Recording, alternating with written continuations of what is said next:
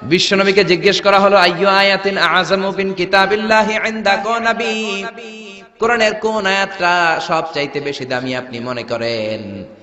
বিশ্বনবী বললেন আযমু আয়াতিন মিন কিতাবিল্লাহি আয়াতুল কুরসি। আল্লাহর কোরআনের মধ্যে 6666 আয়াত, কারো বর্ণনা মতে 6636 আয়াত, আরেক বর্ণনা মতে আরেকটা রিওয়ায়াত পাওয়া যায়। এই যতগুলো আয়াত কোরআনের মধ্যে আছে সবচাইতে দামি আয়াতের নাম আয়াতুল কুরসি, ঠিক কি না? এতগুলো আয়াত থাকতে এটার দাম এত বাড়লো কেন? এটার এত মর্যাদাপূর্ণ আয়াত কেন? 5টা কারণে এই আয়াতের দাম বেশি। জোরে বলেন কয়টা? 1 নম্বরে আয়াতের মধ্যে রব্বুল আলামিন নিজের পরিচয় দিয়েছেন।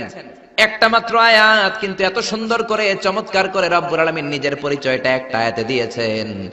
গোটা কোরআন তন্ন তন্ন করে তালাশ করলে আর কোন জায়গায় এত সুন্দর পরিচয় আল্লাহর পাওয়া যায় না। কোন সুবহানাল্লাহ।